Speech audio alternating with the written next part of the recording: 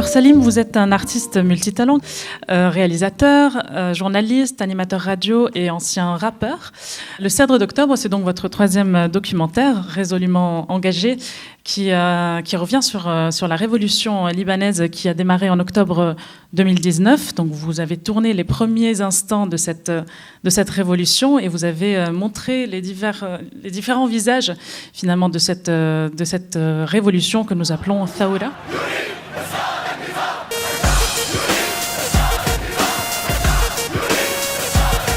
Alors en octobre 2019, vous êtes au Liban, par hasard. Vous vous trouvez au Liban et vous vous rendez compte assez rapidement que vous êtes pris dans un mouvement historique inédit, un mouvement qui rassemble toutes les générations, les communautés, les religions, les régions, comme vous l'avez vu. Et alors, vous décidez de prendre votre caméra. Pouvez-vous nous parler un petit peu de la jeunesse du film ? Mi-octobre, je suis au Liban pour voir la famille et les amis. Je me rends souvent au Liban. Et c'est vrai que la tension était déjà palpable. On sentait déjà une colère au sein du peuple. C'est vrai que malheureusement, le Liban a toujours été en crise, du moins depuis la fin de la guerre civile. Il y a toujours eu des pénuries d'eau, il y a toujours eu des pénuries d'électricité, il y a toujours eu de la corruption, il y a toujours eu une fracture sociale. Mi-octobre, enfin courant octobre, il y avait des taxes sur les produits de première nécessité comme l'essence, comme le pain. Il y a eu des incendies que l'État n'a pas pu éteindre par manque de moyens, mais ils avaient sûrement les moyens, mais dans leur poche, quoi. Et donc, du coup, il y avait déjà une tension qui était palpable, il y avait déjà une colère. Et puis, il y a eu cette fameuse taxe WhatsApp.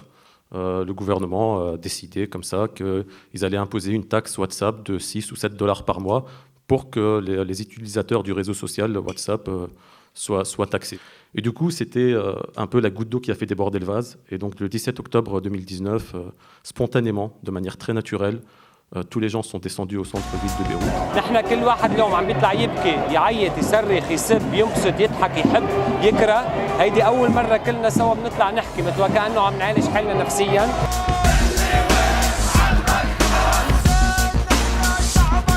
Moi, je me rappelle, j'étais chez une amie et on allume la télé, on voit c'est le début de la Thawra sur les réseaux sociaux, les gens envoient des vidéos, il faut descendre, c'est la révolution. D'abord, j'ai filmé mes amis graffiti artistes qui taguaient et dessinaient des fresques en rapport à la révolution. مع بداية الثورة كنت عم بنزل برسم بكتب ثورة بخرطش عزاز بكتب وين ما كان ثورة يعني ورجعت قلت لا إنه لازم أرفع شوي مستوى الشيء اللي عم بعمله لنوع من الرسم يعني. Et est venue l'idée de réaliser un documentaire sur le rôle des artistes durant la révolte, et notamment les street artistes, les graffiti artistes, les rappeurs, etc. Et au fur et à mesure, je me suis dit que ça serait dommage de focaliser que sur les artistes. Alors j'ai commencé à filmer la société civile, la presse indépendante, les militants, les militantes, etc., etc. Et je me suis retrouvé, j'étais venu pour 3 semaines. Voilà, pour voir la famille, les amis, et je suis resté du coup 4 mois. Justement, par rapport à ça, quelle est, selon vous, l'influence de ces artistes sur la révolution ? Parce qu'on a vu ils ont beaucoup porté la voix également des manifestants, des militants, que ce soit sur le terrain, on a vu des sculptures, on a vu des graffitis, et sur les réseaux sociaux également. L'influence, c'est qu'ils ont donné une énergie à cette révolte. Ils ont immortalisé cette révolte à travers leurs fresques, à travers leur musique. Il y avait une ambiance vraiment de révolution. Dans les rues, on se baladait, on entendait des chants révolutionnaires qui sortaient des enceintes des voitures. C'était vraiment très fort. Et puis, les artistes eux-mêmes, et même les artistes les plus connus, étaient avec nous. Et ils nous soutenaient dans la rue, ils bloquaient les routes avec nous. Est-ce que vous vous êtes senti investi d'une mission quand vous avez vu tous ces artistes à l'œuvre ? Vous vous êtes dit, je dois documenter ce moment, je suis là pour ça. C'est clair que c'est un moment historique au Liban, c'est magique, c'est pour la première fois dans le Liban contemporain que tous les Libanais descendent pour cette idée de justice sociale, pour manifester pour leurs droits. C'était un mouvement transrégional. Alors c'est vrai que l'épicentre, c'était Beyrouth, mais il y avait aussi Tripoli, Saïda, le sud Liban, le Chouf, etc.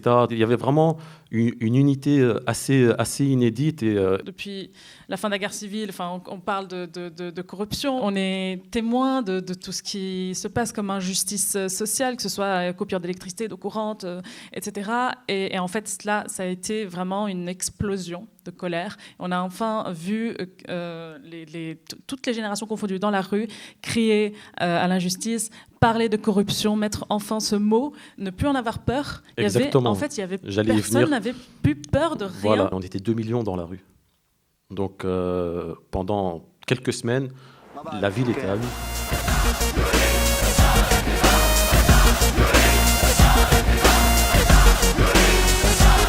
دور المرأة أكيد أساسي بهالثورة ومثل ما شفنا أنه كان دور فعال جدا وجميل جدا.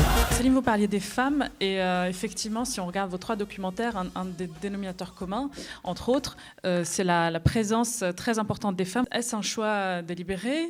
Ça s'est fait de manière très naturelle. Il faut savoir que moi, j'évolue dans le milieu hip-hop depuis plus de 25 ans et dans le milieu hip-hop, il y a des femmes.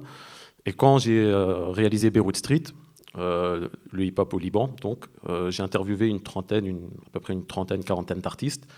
Et parmi ces artistes, il y avait des femmes. Et moi, j'étais parti du principe que je voulais interviewer et filmer des artistes talentueux, qu'ils soient hommes, femmes voilées, non voilées. Tant qu'ils ont du talent, ils ont leur place dans mon documentaire. Et donc, tout naturellement, j'ai filmé des femmes, des danseuses, des big girls, des rappeuses, etc. Alors oui, évidemment, il y a des inégalités hommes-femmes dans le monde arabe et dans certains pays du monde arabe un peu plus que d'autres. Et il y a des inégalités hommes-femmes partout dans le monde, d'ailleurs. Mais non, les femmes dans le monde arabe, j'estime qu'elles sont très fortes. Déjà, avec tout ce qu'elles subissent, il faut vraiment qu'elles soient fortes. Et encore plus dans le milieu artistique. Il faut savoir qu'au Liban, par exemple, la plupart des grandes vedettes, que ça soit dans le tarab, donc dans le chant traditionnel, jusqu'à la pop mainstream, les plus grandes vedettes, c'est des femmes. Déjà au Liban, il me semble qu'il y a 3 fois plus de femmes que d'hommes. Donc c'est assez naturel que lorsqu'il y a un mouvement social, c'est assez naturel qu'il y ait des femmes qui y participent. Cette révolution, cette Thaoura, elle a connu son apogée donc entre octobre et on va dire janvier-février. Et puis ensuite, on a senti le mouvement s'essouffler pour de nombreuses raisons, notamment sanitaires. J'aimerais savoir ton ressenti, de ton point de vue. Comment sens-tu la suite, notamment avec les élections qui arrivent en mars? Es-tu optimiste? Cette révolte, elle a ouvert la porte à d'autres révoltes, à d'autres mouvements sociaux, premièrement. Deuxièmement, il y a eu énormément d'élections récemment où c'est des partis politiques indépendants qui ont gagné. Je pense notamment aux élections étudiantes. D'habitude, c'est les partis politiques traditionnels qui l'emportent. Cette année, pour la majeure partie des universités, c'est les partis politiques indépendants. Et ça, c'est révélateur d'une chose qui est très importante. C'est-à-dire que la nouvelle génération en a marre de cette corruption qui gangrène le Liban. Cette nouvelle génération en a marre de ce confessionnalisme politique qui nous divise depuis plus de 30 ans. Et c'est ça l'espoir. C'est avec cette nouvelle génération-là, et c'est cette nouvelle génération-là aussi qui a porté cette Thaoura. ونحن هلا شعب ما عندنا شيء نخسره ابدا كل ما هيك نحن قوية بس هن عندهم كل شيء يخسروه هن واولادهم اولادهم كل ما هيك هن خايفين نحن مش خايفين من شيء. J'ai confiance en la nouvelle génération. La colère est toujours là. Malheureusement, la crise sanitaire a freiné la chose. Malheureusement, il y a eu l'explosion du 4 août 2020. Malheureusement, il y a beaucoup de gens qui sont fatigués. C'est vrai que on a manifesté pendant 4-5 mois, tous les jours, du matin au soir.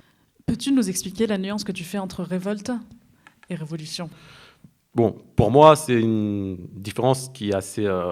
c'est très, très minime. Mais c'est vrai que la révolution, c'est quand elle aboutit, on va dire. Et la révolte, c'est un peu les prémices. Donc, mais Thaoura, en arabe, ça veut un peu dire les deux. Donc, c'est ça. Donc on parle d'une révolte dans l'optique d'arriver à une révolution et de changer effectivement la législation et d'arriver à un meilleur respect des droits humains dans ce pays. Changer la constitution, etc. Et puis surtout la justice sociale. Il faut savoir qu'aujourd'hui, au Liban... Il y a des gens qui survivent avec l'équivalent de 100 € par mois. On ne fait rien avec 100 € par mois. Oui, il y a d'ailleurs une ONG qui s'appelle Valise pour Beyrouth, Oui, tout à fait. que je vous invite à suivre. Et si vous avez envie de faire des dons, Ils sont pas loin en plus, ils sont dans le 20e. voilà, ils recueillent des dons de première nécessité, notamment des médicaments pour le Liban. Donc je vous invite à aller voir sur les réseaux, sur Internet, vous allez trouver toutes les informations.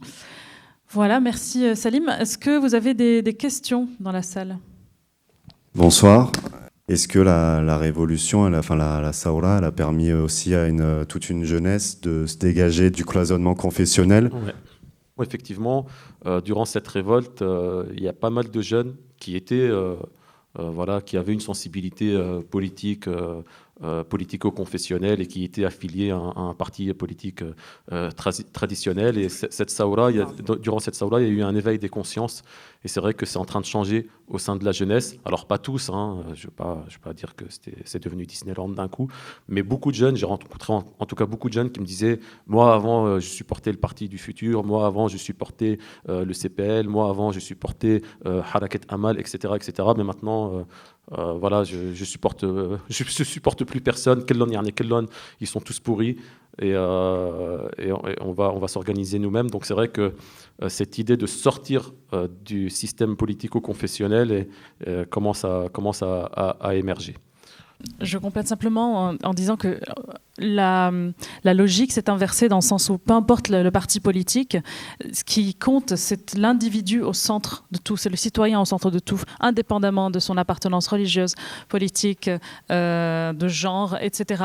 Et c'est ça qui est devenu l'enjeu central, principal, vital. Alors je précise, moi je ne suis pas contre la confession des gens. Je suis contre la politisation de la religion, de la confession. Chacun sa confession, chacun son église, sa mosquée, son majlis, chacun fait ce qu'il veut, mais que ça ne soit pas politisé. C'est ça l'idée en fait. Ça génère le clientélisme et ça ouvre la porte à l'ingérence étrangère. Il faut savoir qu'au Liban, on est... il y a une ingérence iranienne, une ingérence saoudienne, une ingérence française, une ingérence turque maintenant, etc., etc. Et ça a plus ou moins une ingérence américaine, et ça a toujours été plus ou moins comme ça. Et ça, c'est ce confessionnalisme-là qui ouvre la porte à cette ingérence. Parce que les Libanais sunnites vont se sentir plus proches de l'Arabie saoudite, parce qu'ils sont sunnites. Les Libanais chiites vont se sentir plus proches de l'Iran, parce que l'Iran est chiite. Les Libanais chrétiens vont plus se sentir proches de la France, des États-Unis. Je schématise, hein, je caricature un peu. C'est ça, le confessionnalisme, il ouvre la porte à l'ingérence. Voilà, je te remercie. Je vous remercie. C'est moi qui vous remercie. Je vous remercie d'être venu.